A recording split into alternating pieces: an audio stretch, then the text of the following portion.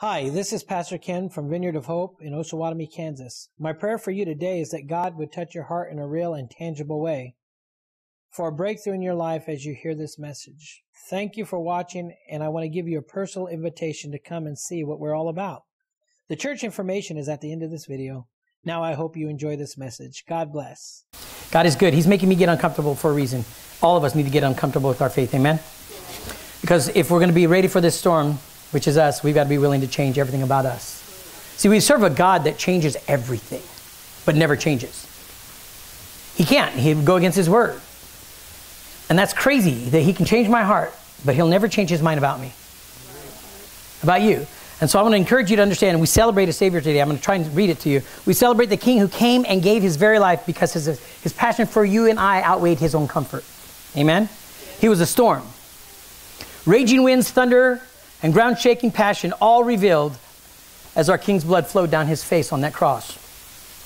As his tears flowed red, mixing with agony and torment on his face, with that battered body, we see a king who died for you and I, but didn't stay dead. How crazy is that? I just close your eyes real quick for a minute. Just close your eyes. Lord, lead me. This is you by yourself, standing. Just look at yourself in the mirror or something. See you. Just you, one of you, just all by yourself. It's just you. And if God had to come and die, and it was just you, he'd have done it.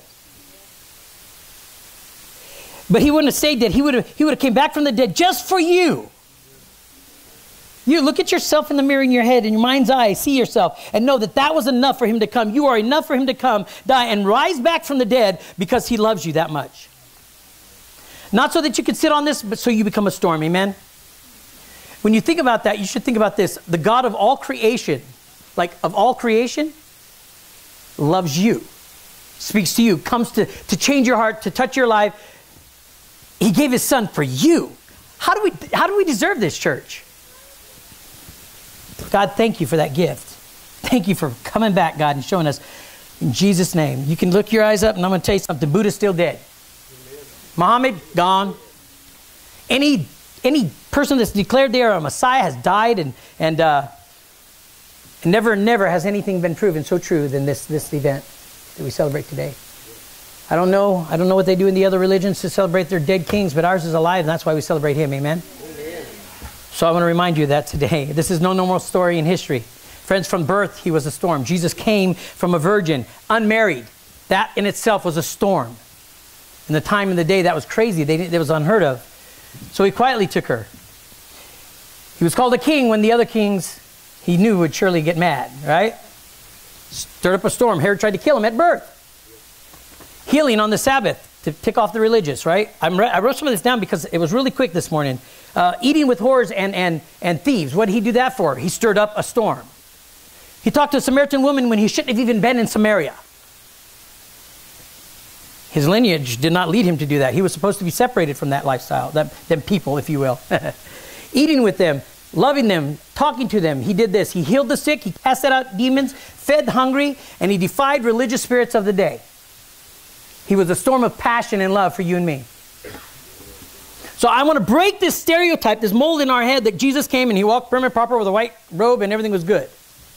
I know there was a transfiguration, but I'm telling you, Jesus was down and dirty and with the disciples and the people in the muck. Right?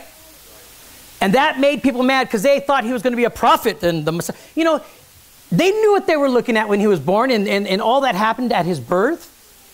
When the kids came and the wise men showed up, they knew this was a special day. And so we know that everybody in history, maybe 30 years, took it all off their mind. I don't know. But by the time he got up to this point, they knew that he was supposed to be something. And so when he finally steps into his role, what do? Crucify him. But he still came back, amen? He was a storm. I wrote this, Jesus was a storm of passion for our salvation. This is how Jesus showed up and began his ministry. John chapter 2:15, it says this. This blows my mind. This is how he started his ministry, Dave. He started his whole ministry with this right here. Watch this. In verse 15, it says, Jesus made a whip from ropes and chased them all out. Welcome to ministry, right? He's starting something here. They were in the... That's how he started it. He came in like a storm. Am I saying come in out of order? No, I'm saying don't go out of order, but be led by the Spirit. But this is the God that we follow, and he's making us get uncomfortable because he got uncomfortable. He made a whip of ropes and storm, and it says, chased them all out of the temple. Then he drove out the sheep and cattle, scattered the money changers, coins all over the floor, and turned over the tables. Is this the Jesus you hear about all the time? No, you hear about the fluffy one, right? Going on, it says, then going over to the people who sold doves, he told them, get these things out of here. Stop turning my Father's house into a marketplace. He said, my Father's house will be a house of prayer.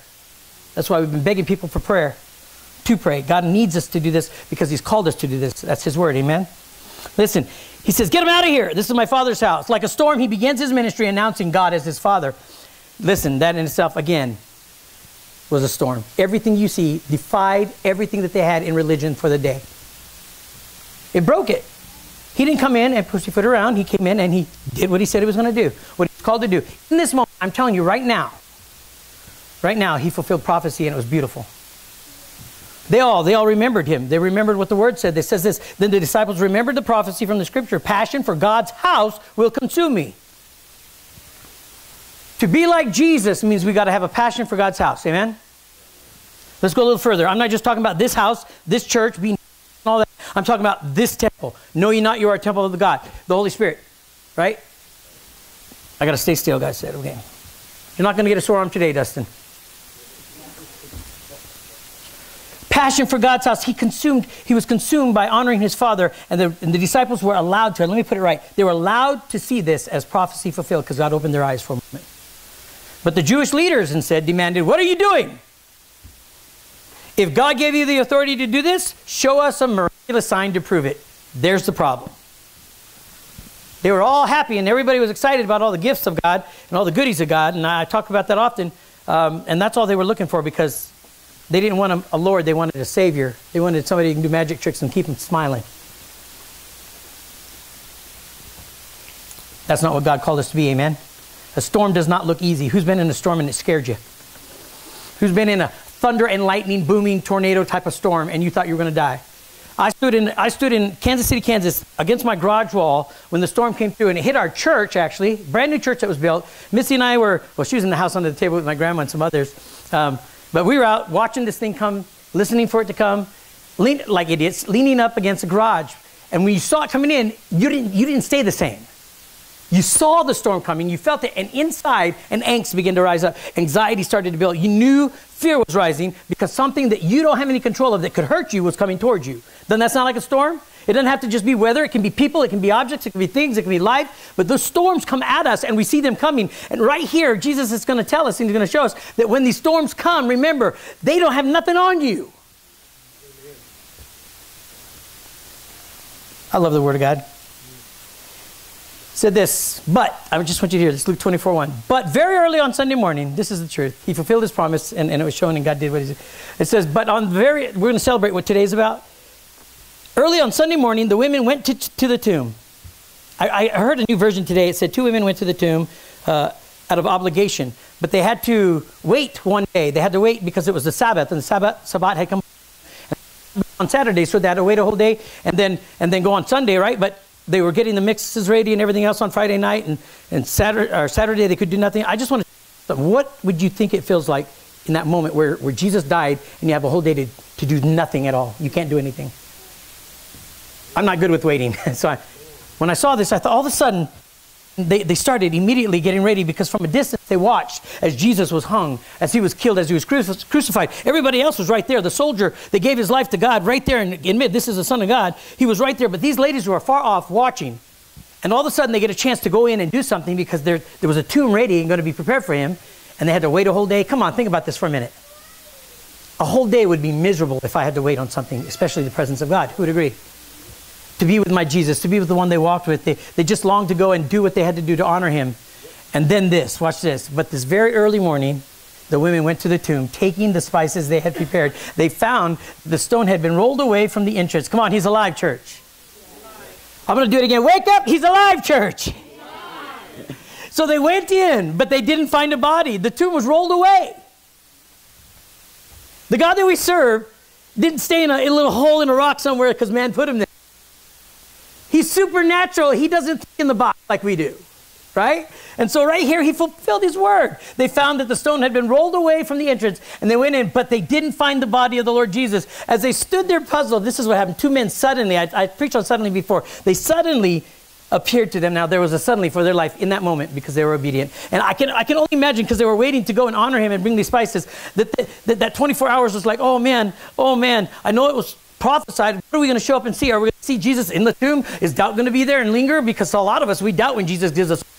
But I can just imagine how they were going back and forth, worried. Maybe didn't even sleep all night. I don't know. But I know this. Had it been me and I walked with Jesus like that, in that way, so personal, and if he died and he said, I'm going to come back in 3 days, I'd be antsy that second day. I want to be at that tomb right at the crack of dawn, man, so that I could see him come out of that tomb. I would want to be ready. And these two ladies, they did what they did. I want you to know something. It's a powerful thing to see women come together, amen? Two women made a difference in the whole world that we live in today because they simply obeyed. And this is what they did. They went in, and the tomb was rolled away. And it said the women were terrified when the men appeared. They were clothed in dazzling clothes. And verse 5 says they were terrified and bowed their faces to the ground. Then the men asked, why are you looking among the dead for something or someone who is alive? I want that comment to sink for a minute. Why are you looking among the dead for someone who is alive? There's a reason God says, take off your grave clothes. There's a reason when Lazarus came back from the dead, because he was among the dead in Christ, dead people, even spiritually dead people. He said, come out from among them. But Jesus told him, take off your grave clothes. Come out of them good. He said, get them off. Shake what you used to be and be what you're supposed to be. Alive. Here. He said, what are you doing looking at the dead for something that's alive? He's alive. He isn't here, it said. He is risen from the dead, exclamation point. They make a valid point. Remember what he told you. Go back to Galilee, they said. That the Son of Man may be betrayed into the hands. God is so good. This is what God help me to say it in your will. He didn't say go and go to church. He said go and wait. Go and tell people about the gospel. Go tell them that Jesus is alive. And I got to say this right, because somebody said that I was a man basher, a man hater, and that's why I pause here. I don't dislike men. I love men. I love men of God. I love men. And so when I say this, it's not to negate the power of men and the authority of men in the church and in the family. When I say this to say that there is nowhere in the Bible that says a woman cannot be a pastor. Okay? And so I got in trouble for this, and it bugs me every time this pastor, so I'm going to preach it with confidence and tell that to just go away. This is what he said. They said to him, the Son of Man must be betrayed, they said, into the hands of sinful men and be crucified, so that he would rise again on the third day. He said, ladies, go and tell them that he's alive. The two women did more than men could before his death. Two women went out and they did something special. They saw all these angels like a storm. Jesus defeats sin and death, and then he shows up to two women. And he says, man, what's going on? And they got to see him because of the faithfulness, love him because of their faithfulness. Hi, sweetie. Easter angel. Remember this. This is what I'm trying to say. Remember this. It doesn't matter who you are, what you look like, if you're a male or female, whether you're broken or you're battered, whether you're in full victory because you've won some fights in your life. It doesn't matter. Jesus loves you, and he's created in you the capability, the capacity to become a storm by his Spirit. Amen? Lord, give me the words. Like a storm, he comes into our lives and he changes everything. And so our lives must change in every way. Amen? Why? So that we can go out and make a difference. There are people that need to see us move like we used to move, not like we are now. This message is not a new message to me. I preached this in 2014, and when I preached it, all hell broke loose in my life again for one moment that just really almost broke me. And I said, God, that's not going to happen. Then again, it happens. But listen, it'll always be that way. However, my God never changes. He's still alive. He came back for people in a season right like this right now. And so I'm trying to tell you, like a storm, he defeated sin and death. In us, he can defeat sin and death. He's already come, he died, he won the victory. He kept his word. And now all of time is measured by this storm that blew in. Amen? It's pretty powerful. I've seen a lot in 12 years here. I don't know, Lord. A lot. Like many Easters, we see people come to church. This is going to get me in trouble. Right? And we all have the purpose of remembering Jesus on those 2 days, and that's great. CEOs, right? We called them, I think, me and my brother was talking, I don't want to use your name. We were talking the other day, and he goes, oh, those Christmas, Easter ones, I said, they call them CEOs, right? Like Easter's come and gone. We see people come to church, and they're willing to be here for these 2 days, and I'm going to tell you what, that's great. That's fantastic. Praise God that you're here. I want you to understand that's good, but you're not called just to be here on those days. This is the mentality that's got to break. Somebody has to say it finally and mean it. It's not good enough for what the God that died and rose again did for you. It's not good enough to not stay plugged in and be faithful when he says to be faithful. A passion for God's house welled up in him, and he made whips. That was how he started his ministry. And right here, he died and rose again. And we can only come on the day we celebrate his resurrection. What we should do is learn to celebrate his death too, and then die to ourselves as we take up our own cross day in and day out. Amen? So I know I'm going somewhere with this. It's completely out of the character of what I was going to preach today, but this is the truth. You don't have to just come to church. You have to be a church. It's your Monday all the way through your Sunday night when you go to bed. It's your whole life. And it has to start now because God wants something for Osawatomie. He wants something for this man of God. And I am an imperfect man, but I'm telling you, he's got a turnaround for my life just like yours. A new level for our hearts and our lives. If we just say, we'll be the storm. I'll be the one. Now. He came, he died, he rose again so that we could live. But not like you think. Live surrendered, submissive, and completely sold out to taking up our cross and following him. That's what he's called us to do. We celebrate Easter and his resurrection, but how about you? You were brought to new life. New life. You were resurrected from the dead because he rose again. Celebrate that. Own that. Say, God, you did this. Now what can I give this God of all creation that would have done it just for me? We pictured it, just us, right? If you did that just for me, what can I do to give back to you now? It's simple. Be what he's called you to be. He wants to create in you a storm that rages beyond the flesh, beyond the world, and into his righteousness and his holy. Changes everything. I'm telling you, God is still a God of passion today. He's a jealous God still today. The Old Testament has not been abolished, church. We don't live under that authority that used to be, otherwise you wouldn't tithe and do all these other things. We do the things the Word of God says, the whole Word, right? But I'm going to tell you right now, the only sacrifice that's going to work for you and me now is your whole life for the next season of our lives. It's not going to do just to come on Sundays anymore. That's what I'm trying to tell you. Easter, I'm glad you're here, but it's not enough. Look, we have empty seats. You're enough to fill these seats and more. How do we do that, Ken? I don't know. What are you doing now that's not, if nothing's changing, do something new. Maybe join me. Let's pray together. Let's do something. I don't know. We've got to be consumed with what God says. My question today goes much deeper than remembering just Jesus, which is good today. Genesis says this in 1:26, then God said, let us make human beings in our own image to be like us. When will we be like Jesus? Jesus didn't go in there just pussyfoot around. I don't know what that term comes from. I don't know if I'm saying it wrong or if it's nasty, but I hope not. We're not supposed to tiptoe through the tulips. No, we come in and we go in with the truth and the Word of God in love. That's what we're supposed to be doing. To be like Jesus says, let us make human beings in our own image, NLT, to be like us. He is a faithful God. His word declares that we should be faithful over and over and over again because he died and rose again. Because of his love for us, right? And if Jesus came in and he made whips and he started his ministry by saying, my God's house will be a house of prayer. My Father's house, then that's what I do today. I say this house will be a house of prayer. Where we're going to come in and we're going to seek him and we're going to pray. Because he called us to, not because Pastor Ken's being silly and he's trying to push something on us, not because of any other reason than when the Holy Spirit leads, we follow. Right? How many of you have sold out to the point like you're like Jesus? I still fail. I still fail to do that completely in my life. But my heart is, I want to be so sold out that nothing else matters. How about you? Because that storm begins to brew. And you know there's power and authority. And God wants to do something with it. I don't know about you, but I'm tired of the mediocre, halfway, half-in Christian mentality. Scott, I'm sick and tired of being one step in, two steps.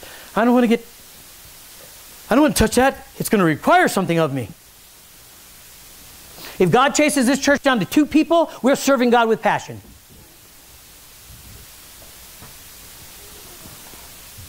But what you're doing right now is not enough. Well, it's not about works. Can the pastor, the God say, Do you want to just get to heaven by the skin of your teeth, church? I'm asking you right now. Do you want to get to heaven by the skin of your teeth? Or do you want to live life to the fullest now in Christ so that you can experience all of heaven now? Heaven, as heaven is on earth, is how we're supposed to pray. I want it now. We want to see lives change. We want to see people healed. We want to see demonic presences leave because we speak the name of Jesus instead of sit here and try to oppress our people in this house. Amen? I want to see the evidence of God. They saw it then. They saw him rise up. All of the earth shook and trembled. The history books of the Chinese in their records, the China's records, way back in the day, have proven that on that same day, history's proven the Bible right. It went dark for no reason. There was no eclipse taking place that day. So they were in awe. So they documented it. Isn't that crazy? It was documented in Romans histories. Everywhere through the Bible, you begin to see the truth come out. And it's for a time such as this, not just for them, but for now, where God wants to say to us, if you just die and let me resurrect you back to new life, something great's going to come into your life. Well, it's not a one-time thing. It's an everyday thing. We daily take up our cross, right? I wrote this. I said, when do we let go of a CEO complacency mentality and become what God's called us to be? When do we become the storm he's created in us? As it comes alive, he comes alive in us. When does that happen? For each of us, it's different. You cannot gauge your maturity and your spiritual growth based on somebody else's spiritual growth and maturity. You have to go based on what God is calling you to do. He will call you at your pace, but just go. Some of us are walking. Some of us can jog. I can run again. I haven't ran in years. We can do this. Do it at the pace God's called you to be. And just remember, if you're just obedient to doing it, period, he's going to open up heaven. You become that storm raging in somebody's life when you come towards him. Your spirit, man, and the Spirit of God in you come alive, and people are drawn to the Spirit of God in you. So this storm is you, and the storm is you and I together making a difference. If we'll dare to get off of our duffs and say, I'm going to be here, I'm going to be faithful, I'm going to be sold out to the Word of God, not just the church and the rules and the regulations. No, to God. Amen? How do you become a storm? You unite in a way that nothing can separate you. See, when everything evaporates, we know that all these little particles float up into the air. We know that, right? All the ponds, all the oceans, they float up in the air, and they come together and they make these beautiful big clouds. But alone, they're nothing but a particle, a small little thing. We know that. I preach this. They go up and they go just by themselves, all up into heaven, these will. And they up into the clouds, and they begin to collect, and all you see is a little cloud get bigger and bigger and bigger and bigger. And the next thing you know, there's a storm that erupts, and you get poured on. Just like in the Bible, he says, I see what seems to look like the hand, a cloud the size of the hand going to the heavens, and when it hit the heavens, it began to rain. Amen? We are individually given authority. One of us, we can do it.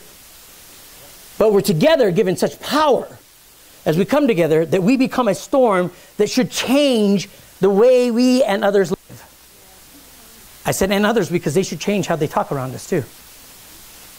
Because the Spirit of God in you, they do. How they speak, how they act. You don't expect it, you wait for it. Are you that? Because if you're not an effective believer. You're a believer that just is getting by. Is your life literally being laid out in front of people so they can see your flaws and your delicate situations and your weaknesses, but also see God come in and do something with it? Is it being laid out that victory and you're running, you put it into somebody else's life? I don't know. What are you doing with the faith that you have? What are you doing with the Jesus that resurrected from the dead for you today? What are you doing to be like Jesus? That's the question today. I've never preached up here. 12 years I couldn't be up here. I never wanted to look down at anybody. Who am I, right? I've preached on podiums, big ones. I mean, I think crowd of 2,000 something. Big crowds, it doesn't matter. I've never been able to, in this house, get up here and preach down at you. The Holy Spirit's never let me. Because I love you, right? And I feel like I'm coming down. Preaching down, I like it, it's comfortable, but I like this better, right? I love when Pastor Judy comes on a Tuesday night and it's just her. She wants to talk, or we talk. She goes, you got something to do, get it done. I'm like, but you're here. Those are moments where I'm personal. I like not being up there and looking down. I like being level with you. Miss Nikki, I see eye to eye. And you know me like nothing right now. You've learned me because I'm laid out in front of you, right, in ways. What's my point? It's uncomfortable to live our faith the way Jesus lived his. Right in front of the people. You got leprosy? Let me just, boom, there's a leg. Whoa! I mean, I'm not kidding. He was doing supernatural demons in Jesus' name. And they would take off because he connected. All right, he'd come over there and he goes, oh, I'll be healed in Jesus' name. And everything would be okay, spiritually, emotionally. He was at this level, right? Uncomfortable. I'm not a comfort. I can't do friendships. Scott knows. I don't do male friendships very well because it's uncomfortable. Doesn't mean I hate men. I was hurt, but I'm healed. Still uncomfortable. But this is what he did this for. He rose again so I could look at Larry in the eye. I love you, man. And I'm on this level with you. I'm no bigger or better than you. But what can we do together to get better? He came so I could do this. Hi. Good to see you, the Yoders. She's got a great accent, by the way. On a Wednesday night, they come. Great to see you on a Sunday. I think the point the Holy Spirit is making, Jesus came to make you uncomfortable in your faith. And if he's going to call you to be uncomfortable, he's calling me to do it too. I have things in my life that he is putting under the blood, that he's changing, that are making me direct all of my energy towards what? This church. This church, you people. It was off balance for 12 years. 11, actually. Last year we started bringing back the balance. What do you mean, Ken? A lot of my time was in the community. You're supposed to be in the community. I'm supposed to be in you. Amen?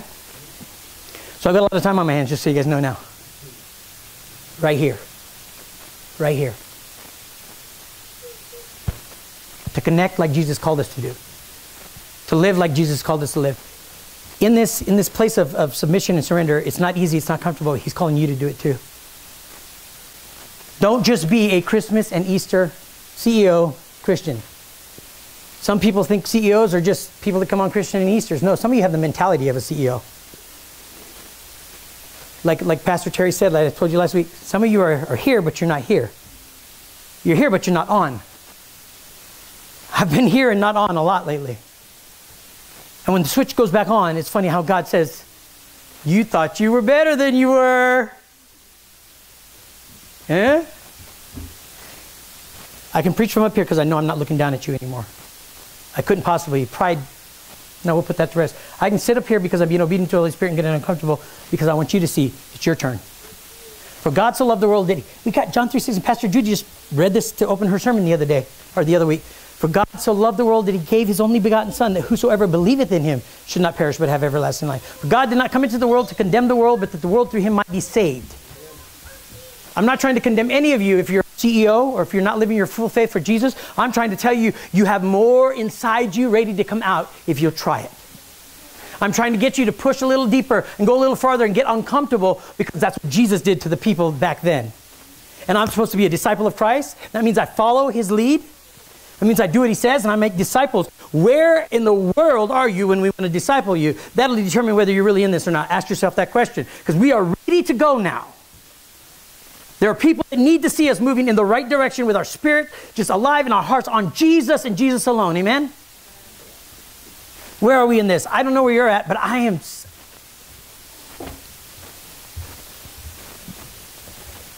I'm sold out to losing myself now, Judy. Pastor Judy. Pastor Judy. Sold out to losing me so that he can bring new life. Resurrect what was, well, the enemy dead, right? My faith, my passion, my whatever. Has the enemy come in and put anything out in you? Because there are times he does. He puts out your passion to be at church. I don't want to go to church. Ain't nothing happening. Be the change that makes everything happen. Join in that thing where you just say, okay, I'm going to do this even if I don't feel like I'm going to be part of what I'm expecting from others, because that's what Paul says in his word. Be the change you want people to be. Be the person that you expect them to be. Be everything it you to be, and you can't go wrong. This is what he's telling us to do. All out eternal gift from God, eternal life right now. This is what he says. So that you might not perish and have eternal life. Everybody say eternal life. I'm going to wake you up. What is eternal life? It's not the gift of God after you die. It's the gift of God right now. He is eternal life. John validates that in John and 1 John. I wrote this. He is the gift of eternal life for now. You shall receive the power of the Holy Ghost, not the power from the Holy Ghost. The power of the Holy Ghost. Which means something's going to happen and everything should change so that we become people who are alive. Christ, amen? Why? Because he said, I am the one that is eternal life. Jesus said that. We have him. He's already here. What are we doing with him? I don't know. I want to get better, man. Here's what I believe. I believe that you are enough, church. That he died and he rose for you. If it was just me, it would have just been me, and I would have been enough, even though I don't see that in the mirror when I look in the mirror yet. I still look in the mirror and have insecurities, just like any of you. We're all human. I don't care how long you've had faith and been in. I know ministers of the gospel that right now, in the biggest, highest positions of the AG, we're dealing with fears that were overwhelming them and consuming them. And you go, those people, they're high pillars of faith. They're human. We all have something that's overwhelming us, but we have a God that's greater and bigger and called us out from among them to put us right here so that we could do something different for the Lord. What are we doing? I don't know what you're doing. But if you come together, we're going to see what we're doing together and be accountable. Run. Man, what does that look like? I'll say it again, and I'm going to say it until I wasn't so confident last week, was I? I stuttered because I thought people might be offended by what I'm saying right now again, because I'm saying it over and over. Come and be a part of a prayer service. Come and be here on Wednesday night and be discipled. Sunday night, Wednesday night, Sunday night. You can be a part of something that'll change your life if you just show up. It's not a conviction. It's, not a condemnation. I'm just telling you, I know the answer is this because Jesus opened my eyes to it. Show up and let yourself, because you're not teaching yourself at home, or you may not get the full answer. Together, we can even be taught something. You know, you can teach me, I don't know, we can come together and we can see God move just like this, like a storm that's going to come in of radical, sold-out faith, right? True witnesses of God that are rising up to see God move, not the goodies of God come to our life. That's what we've got to understand. It's not about me and you and all the things that he offers, which those are great. Without those, we can't live life, right? It's not about your money. I'm glad some of you tithe. I'm glad some of you give, supernatural givers. I don't get it. Some of you are big givers. Compared to me, you're big givers. I'm blown away. That is not about any of that. That's good. God will use money. It's about relationship with Jesus, relating to people about Jesus, and coming off our high horses. A lot of people get on altars, don't want to get on the floor or on podiums, but I'm just saying, I'm going to be like Jesus best I can. How can I love you today? I'm not perfect. I don't have all the answers, but Isabel, what can I do for you today? That would be Pastor Judy. Gosh, a role model of humility. I want to be like her when I grow up, man. I want to come and empty the trash for you guys and serve. And come on, guys. We're talking about somebody that's been in ministry for all of her life since she was 15 will come here and empty your trash can. My trash can in my office. When she does that, I sit here and I go, who am I that she's going to empty my trash can? I'm humbled when you do that. It's hard for me to say, go ahead. It's hard for me to say, yes, empty the cans. It was hard for me I said, don't do that, you might hurt your back.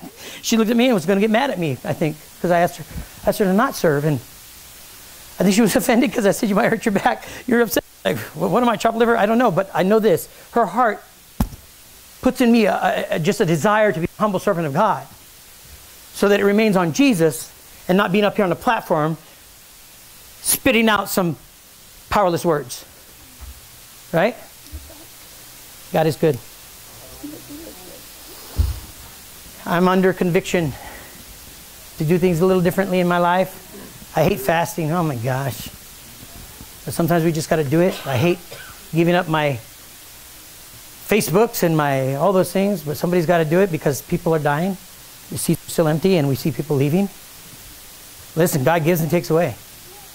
It's not all because Pastor Ken's endured some hard things and he had some mental issues or whatever that things have fallen apart. It's because God will sift the wheat from the tare to get people sold out to one thing, and that's Jesus. His cause for. He wants you to sell out, church. Take off the masks, would you? And just believe. Somebody comes in here and does that, they know that I hate imperfection. He's not looking for perfect, is he? Is he? I think you're getting where I'm going with this. He's looking for just willing, that'll drive me crazy, but I'm going to leave it that way just to make a point. It'll drive me nuts. It says, believes. I believe in perfections and all that you're that people. Yeah. And he's still the one that can make you what you need to be if you dare. Oh, sorry, I forgot about your arm, Dustin. Would you stand with me? We came to celebrate Jesus. Give him a hand and tell him you thank him because he's alive right now, if you would.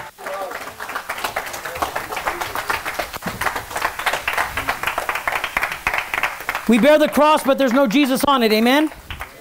There's no Jesus on that cross because we believe he's alive. He's alive and well, and he's made his home next to the Father, petitioning the Father for us right now. On our behalf, he's praying to the Father. He's speaking to the Father like he's telling us to do. Come and pray. He's praying and he's saying, if you'll seek my face, if you'll fall on your knees and repent of your ways, I will restore your land. That's what the Word of God said to his people. He's saying it to this people right now. If you will sell out to just be what Jesus is called, celebrate that he's not on this cross. We don't have Jesus on a crucifix. No, he came off of it. Amen?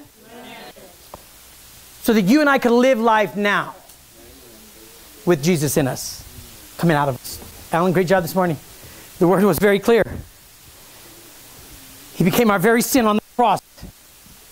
It's like he saw me with a meth pipe in my mouth and booze in my... That's nuts.